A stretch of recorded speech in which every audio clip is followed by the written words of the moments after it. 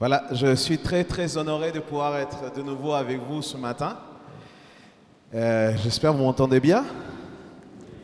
Oui? C'est sûr, là-bas derrière on m'entend? C'est bon? Merci. Vraiment très honoré, voilà, particulièrement parce que je suis en famille aujourd'hui avec mes deux enfants qui sont petits et du coup, c'est une mission. Combien sont parents ici? Il y a des parents ici? Ah, il y en a quelques-uns. Vous dites Amen aussi, n'est-ce pas? C'est ça. Ouais, c'est un beau ministère que la famille. Et nous sommes très heureux de pouvoir être parmi vous. Nous venons de Paris. Je suis pasteur actuellement en train de finir à l'église Paris Métropole, qui est en plein Bastille. Et nous avons la joie de pouvoir exercer le ministère là-bas depuis 4-5 ans. Et auparavant, nous étions en région parisienne, en banlieue sud, dans la ville de Clamart, que vous avez peut-être entendu récemment, puisque avec tout ce qui se passe actuellement, eh ben, ils ont mis un couvre-feu. C'est vraiment très délicat la situation. Et si vous me le permettez, j'aimerais qu'on puisse, avant même d'entamer le monde parole de Dieu, j'aimerais qu'on puisse un instant prier pour la ville de Rennes. Il se passe des choses importantes. Notre pays est touché et frappé par des événements qui sont malheureux, mais qui manifestent un désespoir de la nation, un désespoir de nos villes. Et je crois qu'au milieu de ce désespoir, nous sommes appelés, nous, à être lumière et à ramener l'espoir de Jésus-Christ. Vous êtes d'accord avec ça? Alors juste un instant, on va prier le Seigneur, on va intercéder ensemble, particulièrement pour la ville de Rennes, pour les villes aux alentours, pour que le Seigneur puisse poser sa main, pour que le Seigneur puisse faire son œuvre au milieu de tout ça. Seigneur, nous nous présentons devant toi et nous ne sommes pas insensibles, Seigneur, aux réalités que nous vivons ici dans ce monde. Et Seigneur, tu nous as mis un appel sur chacun d'entre nous, Seigneur. Seigneur, tu as mis un fardeau qui est celui d'aimer les uns les autres, Seigneur, qui est celui d'aimer le prochain, Seigneur, comme nous-mêmes. Et c'est à ce titre, Seigneur, que nous voyons cette souffrance dans le peuple.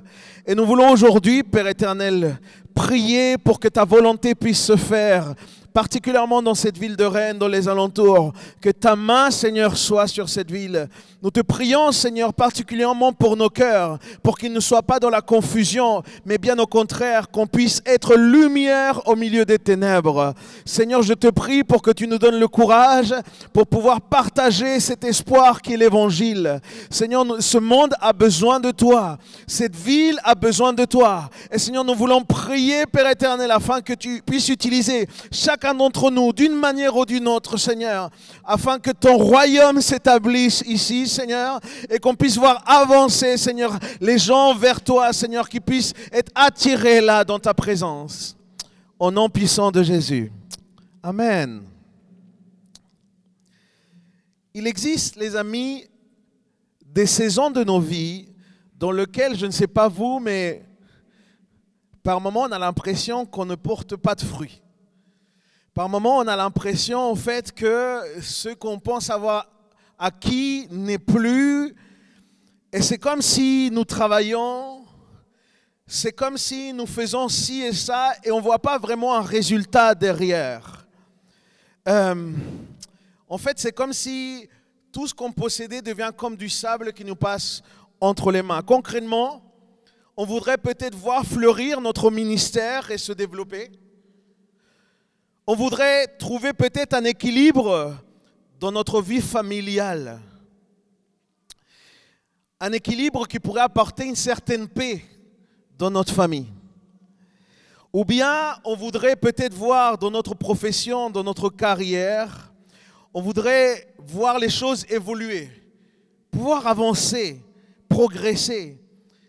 Mais bien au contraire, par moments on a l'impression qu'on stagne. On a l'impression que les choses n'avancent pas. On se prépare par nos plus grands efforts à rentrer dans cette saison qu'on recherche, qui est cette saison d'amour, peut-être pour ceux qui sont célibataires. Et puis on s'accroche à cette promesse d'un jour trouver celui ou celle que nous désirons tant. Mais on n'arrive pas à voir le bout. et on se fatigue. C'est comme si on perd espoir. Par moments, on a vécu des choses et il y a eu des souffrances et on a pardonné. Mais parfois, il reste comme des blessures ouvertes qui ne semblent pas vouloir guérir. Et c'est comme s'il y avait quelque chose en nous qui saigne encore. On veut voir ce miracle qu'un jour on nous a prophétisé. On veut voir cette promesse s'accomplir dans nos vies, mais le temps passe. Et on dirait que le ciel s'ouvre sur tout le monde, sauf sur moi. Bref, on voudrait voir des fruits, mais on ne voit pas. Et je crois que c'est à ce titre-là que le Seigneur a mis cette parole dans mon cœur. Alors je vous prie de m'accompagner dans Jean chapitre 15. Un passage très connu, richissime, apporté par Jésus. Jean chapitre 15. On va lire du verset 1 au verset 9.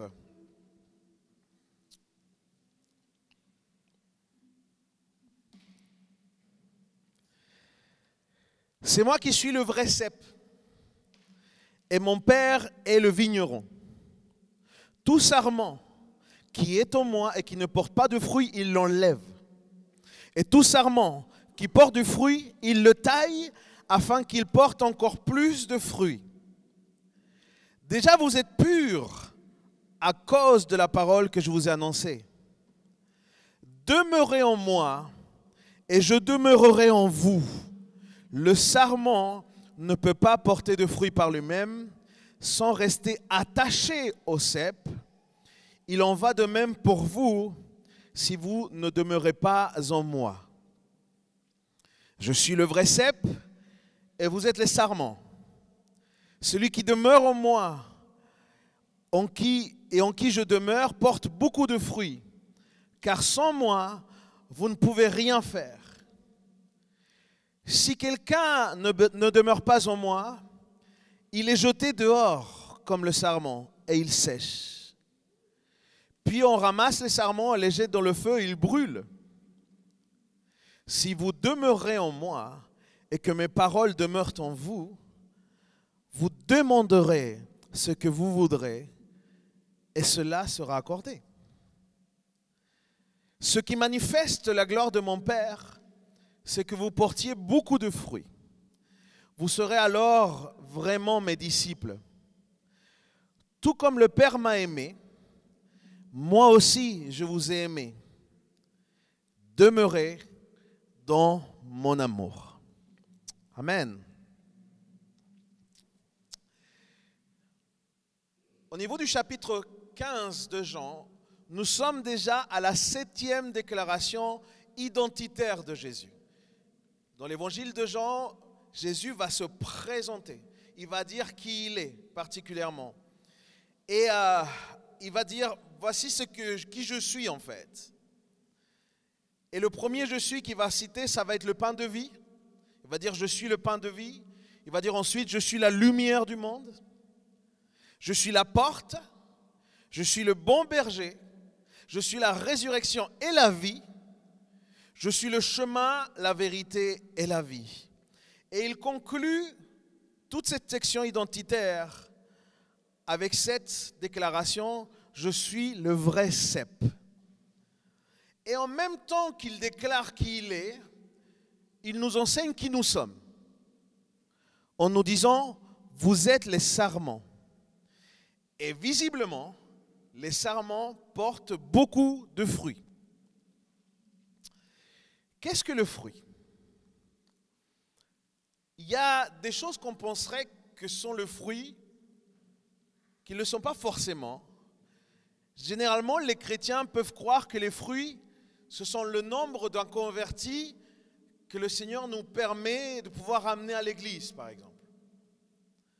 Il y en a d'autres qui pensent que les fruits, ce sont les bonnes œuvres qui mettent en évidence notre foi. D'autres pensent que les fruits, ce sont les études, les expériences qu'on apporte pour faire grandir spirituellement les autres. Enfin, d'autres pensent aussi que les fruits, ce sont les dons qu'on offre chacun d'entre nous pour l'édification de l'Église. Et même si cela pourrait ressembler effectivement à des fruits, on remarque tout de même que toutes ces choses ont beaucoup à voir avec nous. Des choses qu'on serait quelque part capable de faire. Mais ce que nous verrons particulièrement dans ce message, c'est que le fruit présenté ici n'est pas exactement ça. Pour ne pas laisser comme ça, je vous propose dans un premier temps de comprendre ce qui est vraiment le fruit et la manière dont, en tout cas, il est présenté ici dans ce passage. Et j'ai trouvé 4 pistes intéressantes déjà pour nous aider à réfléchir sur ce qui sont les vrais fruits. La première piste, c'est que le fruit, c'est la marque qui distingue le chrétien. C'est l'évidence qui prouve que nous sommes ce que nous disons. Le fruit, c'est ce qui nous ramène la cohérence dans notre foi. C'est pour ça que dans le verset 5, il dit « Celui qui demeure en moi et en qui je demeure porte beaucoup de fruits. » Donc, c'est quelque chose qui est visible. La deuxième piste, c'est que le fruit n'est pas tant à voir avec les choses qu'on obtient, mais c'est à voir avec notre style de vie. Le fruit fait partie de notre quotidien. Le fruit, c'est quelque chose qui est présent, qui se vit au présent, qui se conjugue au présent. La troisième piste intéressante, c'est qu'il existe, selon la Bible, différents niveaux de fructification chez les croyants. Le fruit qui est produit en nous n'est pas forcément toujours le même chez tous. Parce que chacun d'entre nous vivons des saisons différentes. Et c'est pour ça que dans la parabole du semeur, par exemple, dans Matthieu 13, il dit « Celui qui a reçu la semence dans la bonne terre, celui qui entend la parole et la comprend, il porte du fruit avec un rapport de 100, 60 ou 30 pour 1. » Donc il y a une différence. Il y a différents niveaux de fructification dans le croyant. Ça ne veut pas dire qu'un croyant est meilleur qu'un autre. Ça veut simplement dire qu'il y a différents niveaux. La quatrième piste que je peux donner, c'est que le fruit chez le croyant est ce qui glorifie toujours le Père. Le verset 8 du passage qu'on vient de lire dit « Ce qui manifeste la gloire de mon Père, c'est que vous portiez beaucoup de fruits. Vous serez alors vraiment mes disciples. » Voici donc ce que je peux vous donner personnellement comme une définition peut-être un peu plus simple de ce qu'est le fruit. Le fruit, c'est la vie de Jésus en nous, manifestée au travers de nous. Je vais vous répéter ça. Le fruit, c'est la vie de Jésus en nous, manifestée au travers de nous. Et pour simplifier encore plus ça, le fruit a toujours quelque chose à voir avec Jésus lui-même. On ne devrait pas passer notre vie chrétienne à faire des efforts pour être transformé à l'image de Jésus. Ce n'est pas tellement ça que dit la parole. Parce qu'aucun d'entre nous n'est assez puissant pour se transformer nous-mêmes, pour se transformer soi-même. Toi et moi, nous devons plutôt laisser Jésus en nous, ne plus résister, ne plus faire la sourde oreille, ne plus être insensible à ce que Jésus veut faire. Parce que c'est Jésus qui est capable de nous transformer. Quelqu'un dit amen à ça? Et dans le but de nous transformer, ici on a une clé intéressante, c'est que la Bible dit qu'il nous taille. Il prend un sécateur et il nous taille. Nous qui sommes les sarments, les branches, nous devons laisser le vigneron être vraiment ce Dieu qui nous taille. Je ne sais pas si tout le monde ici a la culture de la vigne. Tout le monde ici a la culture de la vigne ou pas? J'ai eu dans mes tournées l'opportunité de visiter beaucoup d'endroits et à un moment on a été invité à Saint-Émilion. C'est sympa Saint-Émilion. Là je commence à voir qui est qui. Et on nous a amenés justement dans une vigne pour nous expliquer. Et moi, j'ignorais un peu tout ce monde-là. Et là, ils nous ont expliqué des choses très intéressantes. Du coup, pour faire l'image simple, je vois qu'il y a des jeunes enfants avec nous. Du coup, on va faire l'image encore plus simple. Le cep, c'est le tronc. Donc, on parle de la vigne là. Le cep, c'est le tronc. Les sarments, c'est les branches. Et le fruit, c'est le raisin. OK? Jusqu'à là, tout le monde me suit? Et du coup, c'est de ça dont il est question ici. Et le verset 2, il dit quelque chose d'intéressant. Tout sarment qui est en moi et qui ne porte pas de fruit, il l'enlève. Et tout sarment qui porte du fruit, il le taille afin, et regardez l'objectif, afin qu'il porte encore plus de fruits. Et là vient une nuance qui m'est très importante à vous partager, parce que c'est quelque chose que j'ai dû apprendre moi personnellement. C'est que notre compréhension de la taille, du fait que le Seigneur vienne couper certaines choses en nous, peut être erronée selon l'image que nous avons du vigneron. Selon l'image que tu as de Dieu le Père, ça peut venir corrompre vraiment l'œuvre que Dieu veut faire.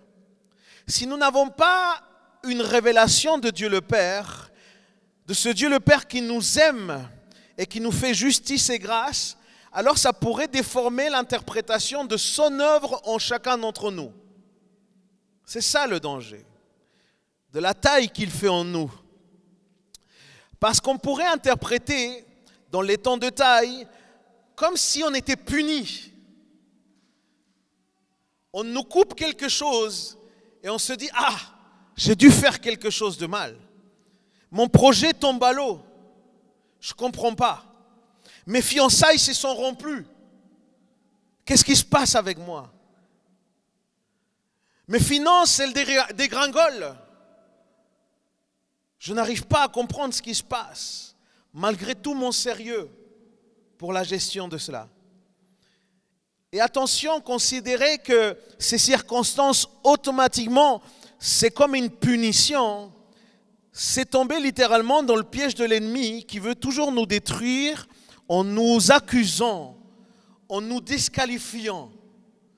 L'ennemi voudrait toujours prendre des événements du passé pour pouvoir nous culpabiliser sur notre présent et nous empêcher de nous projeter vers l'avenir.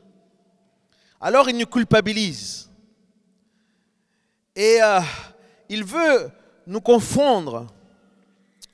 Et c'est pour ça qu'il y a certaines personnes que quand il arrive quelque chose de difficile, une difficulté, une épreuve, il y a des personnes comme ça qui vont se dire « Mince, j'ai dû faire quelque chose de mal. C'est moi, j'ai dû à un moment rater quelque chose et je n'ai que ce que je mérite. » Et c'est comme ça que je me rends compte qu'il y a des chrétiens qui croient beaucoup plus au karma qu'à la foi en Dieu. Et je voudrais nous parler à chacun d'entre nous. Si toi et moi, nous sommes nés de nouveau, mon ami, ce n'est pas parce que parfois il y a de la taille qui est faite par le vigneron. Ce n'est pas parce que parfois il y a des choses qui semblent nous freiner dans notre démarche, dans notre cheminement, et que du coup on ne voit plus de fruits, que cela veut dire qu'on est puni de Dieu. Ce n'est pas ça. N'oublie pas que la punition, Jésus l'a reçue à notre place. Jésus a déjà payé le prix pour chacun d'entre nous et le prix fort. Alors quand le vigneron nous taille, c'est parce qu'il veut nous montrer sur quoi vraiment nous devons nous focaliser. Sur quoi nous devons nous concentrer. Et je nous pose la question, et si le fruit n'était pas aussi important que le cep? Et si les résultats visibles n'étaient pas aussi importants que le lien que nous devons avoir avec la source? Aurions-nous fait une fixette sur le fruit plutôt que sur le cep? Nous concentrons-nous plutôt sur des résultats plutôt que sur la racine? Je ne sais pas si c'est votre cas, mais moi, je dois le reconnaître, à un moment de ma vie, j'ai fait cette erreur. Je me suis concentré sur ces fameux résultats, sur ces fameuses statistiques. Et il semblerait que par moments, j'ai priorisé le fruit au détriment du cep. Et j'ai eu du mal à le comprendre. Peut-être pas vous, parce que vous semblez être vraiment une église parfaite. Ce n'est que moi. Mais Dieu m'a rejoint dans cette saison-là particulière. Et il m'a dit ce que je crois qu'il nous dit à nous tous aujourd'hui. Il m'a dit, ne mets pas ton focus sur les fruits. Focalise-toi sur le cep. Parce que ce qui semble important pour toi ne l'est pas autant pour moi. Le Seigneur a un regard différent au nôtre. Et là, on arrive au cœur de ce passage, le verset le plus important qui me semble de cette section qu'on vient de lire, le verset 4. Demeurez en moi et je demeurerai en vous. Le sarment ne peut pas porter de fruits par lui-même sans rester attaché au cep. Il en va de même pour vous si vous ne demeurez pas en moi. Quand le vigneron, quand Dieu le Père nous taille, c'est pour nous montrer qu'alors que nous nous occupons de demeurer en lui, alors qu'on est focalisé sur lui, lui, il s'occupe de produire du fruit en nous. Et je ne sais pas si quelqu'un reçoit ce que le Seigneur est en train de nous donner ce matin, mais Dieu veut te montrer quelque chose de très concret. Voici ce que le Seigneur te dit. Si nous demeurons en lui, on verra alors fleurir notre ministère. Si nous demeurons en lui, on trouvera notre équilibre dans la famille, cette paix dont nous avons tant besoin. Si on demeure en lui, on progressera dans le domaine professionnel aussi. Si on demeure en lui, on arrivera à ce projet de vie de couple dont on veut, dont le Seigneur a déposé ce besoin dans nos vies. Si on demeure en lui, nos blessures seront guéries. Si on demeure en lui, on verra le miracle qu'il nous a accompli. On verra ce miracle. Mais à une seule condition. Demeurer en lui. Parce que ce n'est pas à cause, la vie chrétienne, ce n'est pas à cause de nos efforts, ce n'est pas par les mérites qu'on peut avoir, mais seulement grâce et à cause de Jésus. Et c'est ça qui glorifie le Père. Il glorifie Jésus dans nos vies. Et c'est ça qui glorifie le Père. C'est Jésus qui produit le fruit en nous. Et je vous en prie, ne faites pas comme moi, mes frères et sœurs. Vous plutôt faites confiance aux vignerons. J'ai mis du temps à comprendre cela. Mes frères et sœurs, nous devons faire confiance aux vignerons. Laissons-le tailler en nous ce qu'il doit tailler. Il veut, lui, tailler toutes ces distractions, toutes ces choses qui envahissent nos cœurs et qui pourraient nous empêcher dans cette croissance, dans la transformation qu'il désire opérer en nous. C'est ça qu'il désire tailler. Parce que Dieu ne voit pas la taille comme nous on pourrait la voir. Et je parle pour tous ceux qui demeurent en lui. Il faut vraiment écouter ceci. J'ai cette profonde conviction. C'est que la taille, en fait, c'est la récompense du sarment qui porte du fruit. Et ce n'est pas la punition. C'est la récompense. Parce que la notion peut sembler négative, mais en fond, elle ne l'est pas. Bien au contraire, parce que tout vigneron sait que si le sarment il n'est pas taillé, alors il ne pourra plus produire du fruit pour la saison d'après. Donc un serment de qui on veut du fruit, c'est un sarment qui doit être taillé. Et tu sais, je me suis rendu compte aussi qu'il y a des moments où la taille doit être faite. Ça ne doit pas être fait à n'importe quel moment. La taille doit être faite, par exemple, au moment où on a récupéré vraiment tous les fruits. Pas avant. On doit vraiment récupérer tous les raisins. En gros, c'est une fois que la vigne elle est dépouillée, qu'elle est vidée. Et ça, pour moi, ça a beaucoup de sens. Parce que ça veut dire quelque chose pour nous. Le fruit que Dieu met en nous, le fruit que Dieu produit en nous, ce n'est pas pour qu'on le garde ou pour qu'on l'épargne. Ce n'est pas pour le laisser de côté. Comme dans la parole des talents, par exemple. La parole des talents, pardon. Ce que Dieu donne, il nous le donne pour le redonner. Et lorsqu'on redonne ce que le Seigneur nous donne, on fait avancer le royaume de Dieu. Matthieu 10, verset 8, finit comme ça. Vous avez reçu gratuitement, donnez gratuitement. Alors oui, il y aura des saisons où on aura l'impression qu'il y a eu du fruit, voire même qu'on a eu beaucoup de fruits et puis plus grand chose d'un coup. Et par moments, on s'inquiète. Moi, le premier, j'ai dit à Dieu quand j'ai vécu cela, Seigneur, j'avais l'impression d'être dans mes meilleurs moments là. J'avais l'impression vraiment de donner au max de ce que je pouvais donner. Parce qu'on pense avoir compris comment est-ce que le Seigneur fonctionne avec chacun d'entre nous. Mais en fait, il nous faut toute une vie pour voir comment est-ce que le Seigneur agit dans nos vies. Vraiment, on ne cessera jamais d'apprendre. Peut-être que toi, tu penses déjà être arrivé dans un certain stade, dans un certain niveau chrétien, dans une certaine consécration. Mais je suis là pour te dire que tu es encore loin en fait. Nous sommes encore loin. Le Seigneur doit encore faire son œuvre en chacun d'entre nous en fait. Et faisons attention. Il ne s'agit pas de par nos propres moyens. Par nos propres moyens, on ne va nulle part. Il faut se rendre compte que le fruit vient de Dieu lui-même. Parce que nous croyons par moments que si nous bossons dur, si nous travaillons vraiment de manière, avec toute notre énergie, ou parce qu'on semble être d'excellents chrétiens, ou on semble être des gens extrêmement talentueux, alors à cause de ça, on obtient des résultats. Mais c'est faux, les amis. Le fruit, c'est Jésus qui le produit en nous. Ce n'est jamais à cause de nos mérites. Celui qui est né de nouveau doit savoir, comme la parole de Dieu nous dit, tout vient de Dieu et tout revient à Dieu. Il faut avoir quelque part cette humilité de reconnaître que nous ne sommes pas capables, nous, de produire des fruits en soi.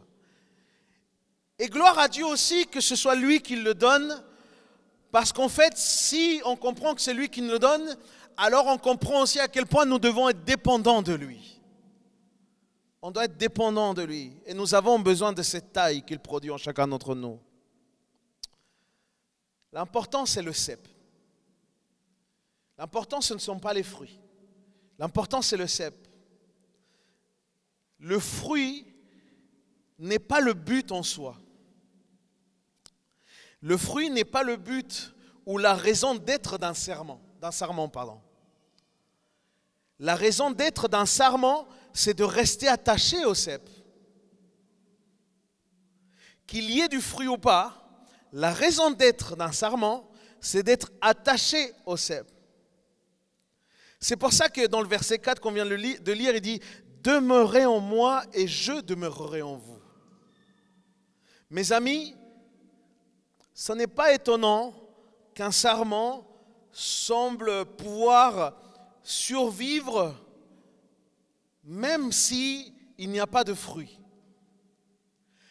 Par contre, un sarment qui aurait que du fruit et qui n'est plus attaché au cep ne survit pas. Il y a quelque chose de vital pour chacun d'entre nous. Parce que dans le cep, le sarment va chercher sa nourriture. C'est là où il pourra grandir, c'est grâce au cep. C'est là où il cherche sa source en fait. C'est là où il peut se développer. Ce n'est pas grâce aux fruits qu'on se développe, c'est grâce au cep. Le sarment sans le cep ne peut pas subsister. Donc c'est pour ça qu'il n'a pas de raison d'être en fait, s'il n'y a pas le cep. Et remarquez que dans ce chapitre particulièrement, le mot fruit est mentionné à 8 reprises dans ce discours. Or, le verbe demeurer, lui, il est ici utilisé 11 fois. 11 fois. Jésus insiste de manière intentionnelle. Et demeurer, c'est un verbe en plus. Il dit demeurer, je vous le commande. C'est ce que nous devons faire. Et entends-moi bien, je ne dis pas que les fruits n'ont pas d'importance. Ce n'est pas non plus ce que la parole dit. La Bible dit, on vous reconnaîtra par vos fruits. Donc ce n'est pas ça. Mais dans le royaume de Dieu, la question demeurera de comment est-ce que tu mets le focus. Où est-ce que tu mets le focus? Sur quoi tu te concentres? Comme si je me suis rendu compte qu'il y a par moments aussi, dans certains endroits, j'ai vu ça, des chrétiens qui veulent presque se mesurer les uns aux autres et se mettre comme dans une espèce de compétition. Ah tiens, moi j'ai fait ci, moi j'ai fait ça, etc. Et c'est comme si on essayait de montrer les fruits, comme s'il s'agissait d'une entreprise à but commercial. Et ce n'est pas ça en fait. On est loin de la réalité biblique. Il ne s'agit pas de faire les meilleurs chiffres. Dans le royaume de Dieu, la fin ne justifie pas les moyens en plus. Donc notre motivation doit toujours être notre relation avec Dieu. Être attaché au cep, c'est être profondément en relation avec Dieu. Et non pas tellement nous concentrer sur ces fameux fruits. C'est ça le bon focus. Vous savez pourquoi est-ce que dans notre vie chrétienne, on pourrait par moments vivre des frustrations dans ces temps-là dans lesquels on est taillé? Vous savez pourquoi on a du mal à vivre ces saisons? C'est tout simplement parce que notre focus, il n'est pas correct. Si on vit des frustrations à ces moments-là, ça veut dire que nous ne sommes pas concentrés sur le cep. On est focus sur nos résultats, on est focus sur nos victoires, on est focus sur nos réussites, et non sur notre amour, sur la relation que nous devons avoir avec celui qui produit les résultats, qui produit les victoires, qui produit les réussites en nous. On s'éloigne si facilement de ce premier commandement. Or, c'est bien là le but de notre existence. Tu aimeras le Seigneur ton Dieu. C'est ça, être attaché au cep. Comprenons les amis que Jésus n'a pas donné sa vie pour nos fruits. Ce n'est pas pour ça. Jésus n'a pas donné sa vie pour nos résultats. Jésus a donné sa vie pour qu'on puisse demeurer attaché à lui. C'est ça la raison de la croix. Et si c'est tellement important de le dire, parce qu'on est dans un monde dans lequel on est dans une espèce de quête de bonheur. On veut se réaliser. On est dans un monde où il y a de plus en plus de coachs de vie qui t'enseignent à réussir ta vie. Et les enfants de Dieu, nous, on peut être aussi perturbés par cela. Mais Jésus n'est pas allé à la croix pour nous donner ce fameux bonheur dont les coachs nous vendent en fait. Jésus n'est pas allé à la croix pour notre réussite. Jésus n'est pas allé à la croix pour notre épanouissement personnel. Ce sont des choses qui sont très tendances. Ce sont des choses qu'on entend beaucoup. Jésus n'est pas allé à la croix pour que tu te sentes réalisé. Ce n'est pas ça. Jésus est allé à la croix pour te sauver parce que ton âme allait directement en enfer. Notre destinée, loin de Dieu, n'avait pas d'autre but. Il n'y avait pas d'autre terminus que l'enfer. Et Jésus est allé à la croix. Il a payé de sa vie pour qu'on puisse demeurer en lui.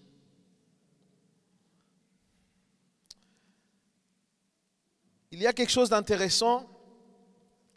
C'est ce verset 16 qui est un peu utilisé à tout va, qui dit demeurer en Dieu, c'est aussi cette promesse que Dieu nous donnera tout ce que nous lui demanderons. Et il y a beaucoup de confusion sur ça. Il y a des gens qui sortent ça un peu comme une carte joker dans certains moments de prière, sans forcément comprendre le contexte ou ce que veut vraiment dire Jésus au travers de ça. Le verset 16, il dit: ce n'est pas vous qui m'avez choisi, c'est moi qui vous ai choisi. Et je vous ai établi afin que vous alliez et que vous portiez beaucoup de fruits et que votre fruit demeure. Alors, ce que vous demanderez au Père en mon nom, il vous le donnera. Est-ce que Jésus est en train de nous dire ici que Dieu va nous donner absolument tout ce que nous désirons, peu importe ce que ce soit? Ce n'est pas ce que le texte dit. Il y a une condition en fait. Il dit si on demeure en Jésus, et regarde parce que la notion est importante, si on demeure attaché à Jésus, si on demeure proche de Jésus, alors on se laisse remplir par Jésus. On se laisse aussi remplir et être nourri par sa parole. Et parce que nous sommes profondément attachés à Jésus et que nous sommes guidés et instruits par sa parole, ce que nous demanderons s'alignera forcément à la pensée de Jésus, à la volonté, à la priorité et au temps de Jésus. Alors, sans aucun doute, le Seigneur nous donnera ce que nous lui demanderons. Parce que c'est ça qui va glorifier le Père. Attention à cet évangile, les amis, en ligne. Beaucoup de choses dans les YouTube, etc. Je me suis rendu compte qu'on est aujourd'hui confronté à une espèce d'évangile fast-food. Un évangile pas cher. Un évangile comme quoi Jésus est à notre service. Et c'est nous qui imposons les conditions à Jésus. J'ai entendu des gens dire il faut juste proclamer, il faut décréter. Attention mes frères et sœurs, il nous faut discerner quel évangile on est en train de suivre. Il nous faut discerner cela. Est-ce que nous suivons cet évangile dans lequel on prêche Christ mort et ressuscité d'entre les morts? Est-ce qu'on est en train de suivre cet évangile dans lequel nous sommes à son service et pas l'inverse? Est-ce que nous sommes en train de suivre cet évangile où nous reconnaissons volontiers que, comme le dit ce texte, sans lui, nous ne pouvons rien faire? L'évangile de Jésus dit ceci: si tu veux me suivre, renonce à toi-même. J'ai eu l'occasion, comme je vous le disais dans cette tournée, de pouvoir visiter cette vigne et il y avait quelque chose aussi de très intéressant dans lequel ça m'a beaucoup parlé par rapport à ce que j'avais vécu comme expérience. Et je vais finir avec ça. C'est que les temps aussi de taille, là où on traite la vigne, c'est vers cette fin de l'hiver en fait. C'est à la fin de l'hiver. Ça ne se fait pas avant. C'est là où on traite vraiment absolument toute la vigne. Et pour moi, ça a du sens que ce soit dans cette saison si particulière. Parce que, je ne sais pas toi, mais moi, j'ai déjà vécu de sortes d'hivers spirituels. Des moments où je me sentais froid. Et parce que c'est spirituel, ça peut durer des semaines, ça peut durer des mois, et pour certains même, ça peut durer des années. C'est une saison dans laquelle tu as vraiment du mal à voir Dieu agir. Où les fruits ne sont pas encore visibles. Et cela aurait tendance à nous décourager. Parce qu'on se pose cette question, mais qu'est-ce qui se passe avec moi? Qu'est-ce qui ne va pas avec moi? C'est quoi le problème dans ma vie? Qu'est-ce que Dieu veut me dire au travers de ce que je suis en train de vivre? Moi, je crois que cette parole est tellement pertinente pour cette réalité. Jésus a dit, la seule chose que je te demande, c'est de demeurer en moi. Tu sembles vivre un hiver spirituel. Tu n'as pas besoin de coach. Ce que tu as besoin, c'est de demeurer attaché au cep. Le Seigneur nous dit ce matin, ne te focalise pas sur les fruits. Je te demande de demeurer en moi. Attache-toi à moi. Intéresse-toi à moi, à mes projets, à ma volonté, te dit le Seigneur. Le Seigneur fait une invitation ce matin à chacun d'entre nous à venir discuter avec lui. Le prendre du temps de pouvoir lui exprimer ce que nous avons dans le cœur, mais aussi prendre le temps d'écouter ce qu'il a à nous dire. Tu es loin de savoir tout ce que le Seigneur a encore pour toi. Je suis loin encore de réaliser aussi ce qu'il a pour moi. Et je crois que le Seigneur nous dit ceci. Dans ta saison peut-être d'hiver, dans ta saison là, dans laquelle tu ne sembles pas voir de fruits, viens et pleure avec moi et je te donnerai pour fruit la paix. Viens et dis-moi tes peurs et je te donnerai pour fruit mon amour qui bannira tes craintes. Viens me présenter tes maladies et je te donnerai pour fruit la foi pour croire encore à ta guérison. Viens me partager tes souffrances, celles qui sont dans ton cœur, et je te donnerai pour fruit la restauration de ta vie. Viens et demeure. Viens et demeure. Est-ce qu'on peut ensemble se mettre debout pour un temps dans lequel on peut se recueillir devant la présence de Dieu? Viens et demeure.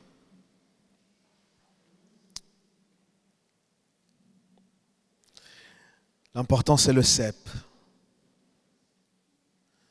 L'important, c'est de demeurer attaché. Je crois que cette ville a besoin de personnes qui sont profondément attachées à Dieu. Et parce que nous sommes attachés à Dieu, cela aura un impact dans cette ville. Aura un impact dans notre sphère d'influence. Est-ce que comme moi, toi aussi, tu désires t'attacher profondément au Seigneur? Si c'est ton cas, simplement, disons au Seigneur, Seigneur, on veut s'approcher de toi. On veut être attaché à toi, Seigneur. Seigneur, enlève toutes ces distractions. Viens tailler en nous. Je ne veux plus me focaliser sur les fruits. Je veux me concentrer sur toi, sur ma relation avec toi, sur l'amour que je dois avoir pour toi, sur ma consacration à toi. Seigneur, sers-toi de moi. Sers-toi de moi, Seigneur. Au nom de Jésus. Amen.